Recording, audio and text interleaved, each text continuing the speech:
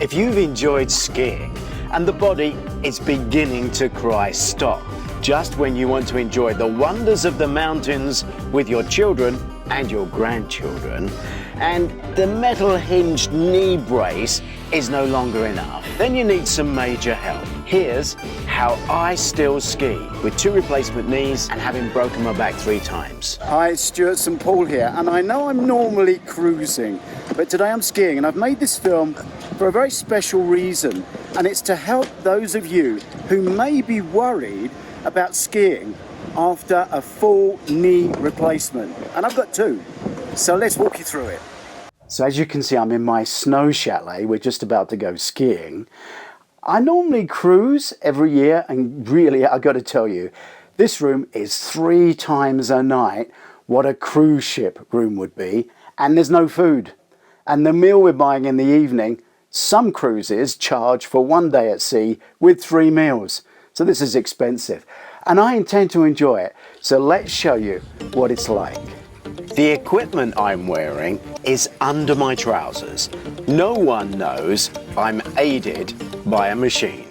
So the first time I went out, I just literally skied from the lift to the first bar with a big group of people, and I waited there for them, took a rest, and then I went down the next bit, and then took a rest, and went to the next bit, and I literally only did an hour a day. So that was 14 years ago. Today, we're going to the top. The high mountain glacial zone. Water crossing leads you into areas of crevasses and dangerous rocky cliffs. For your safety, please do not leave the marked spaces. Have a good day. Nowadays, I don't actually go off-piste. So we're at the top. First off, I'm going to switch the legs on. They're under my trousers, but I can feel the switches. Both of them are down. Next, I have to make sure they're engaged. Now for me, I just gently knock them back, and this one, and I can now feel the resistance. Oh, this one's not on yet. I'll bang it back further. There it is, there's the resistance. Now I can actually sit down on these springs and just come up. So gloves on, legs on. It's time to go over the edge.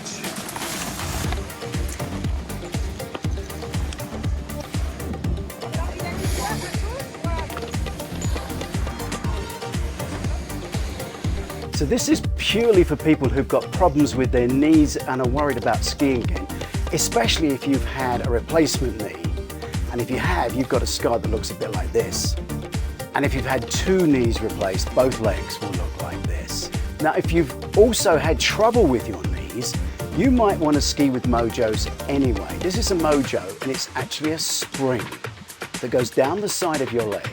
It actually comes out of your boot, which is the fulcrum, or the stay of the base of this thing, and it has a spring that comes up and sits under your bottom.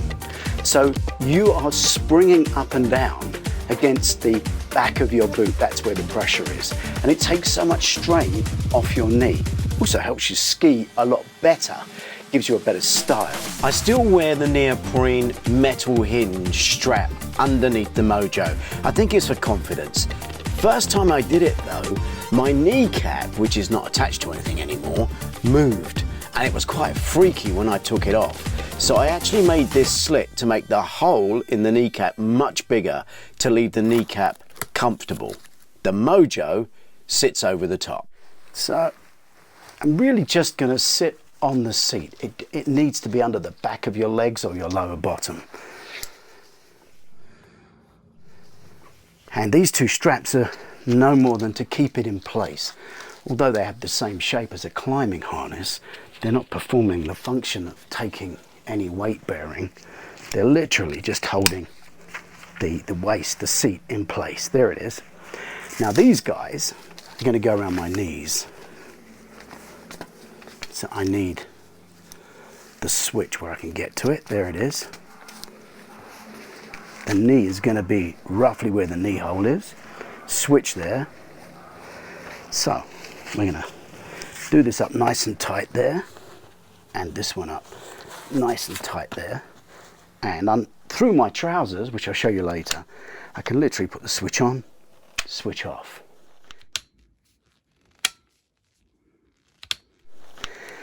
I'll show you the function actually. So at the moment my leg moves really easily, but if I put the switch on and straighten this up, then you can see, although I've moved my leg, this guy's not moving at all. It's sticking out, and it's sticking out because this spring is operative. The spring is adjusted to my weight, and look how powerful it is. Look how it digs into the bed when I bend it. Switched it off, the spring's off. So I do the same with this leg. I haven't put the blue thing on this leg because I want to show you the fit more of the device. Here we go. On both legs. Oh, undo it, then it'll bend. There we go. So that's the device. I pull my trousers up over the top of this, and then these go into the back of the boots. Now I can hear a few of you getting either excited or inquisitive, because if I can do this to ski, can some people do this to walk again? And the answer is yes. These exoskeletons are beginning to take over from wheelchairs. But back to the skiing, for me, what it means is I can ski with my grandchildren. Brilliant. Wow. Good boy, Dex. And Heidi, so parallel.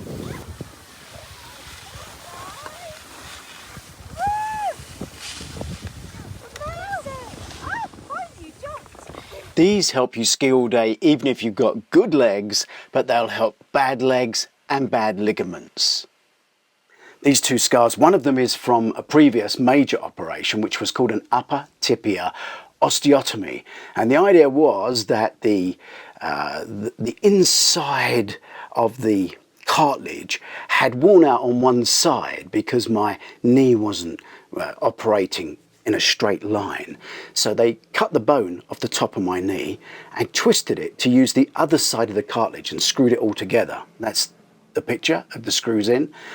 And it worked for a while, but it got to the point where my cartilage was so gone that I was skiing in so much pain I could have given up. And my son, Luke, bought me these ski Mojos, and it was like life-changing.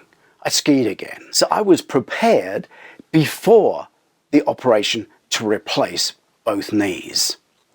I also had a program in place, which funnily enough was advised to me by a great friend of mine, God rest his soul, he's not with us anymore, Rick Parfitt. Rick had had a heart attack and needed to have heart surgery. It meant that Status Quo had cancelled a lot of concerts. But his story, and I don't know whether it was true, but it's a good story anyway, that there was one that wasn't insured, and it was 10 weeks from the surgery, his heart surgery. So he'd set himself a 10-week plan. So that's what I did. I had my surgery done, and I set a 10-week plan to be back on the snow skiing in 10 weeks. And I worked with an osteopath and a trainer. They both were working with the British girls ski team at the time. And I had a training program to get my legs physically fit. You can do this with any trainer, but I wanted to be back on snow within 10 weeks of a double knee replacement. So that program's quite important. Yours may be longer, your ambitions may be longer, but the secret is you need to bend those knees and work them hard, work them with somebody who understands the body, and make sure you don't overwork them. And then on that first year, I actually skied just a little bit from the lift to the bar, from the bar to the next bar and down again. All I wanted to do was to prove I could do it. But now that we're 12 years in, the secret is don't give up.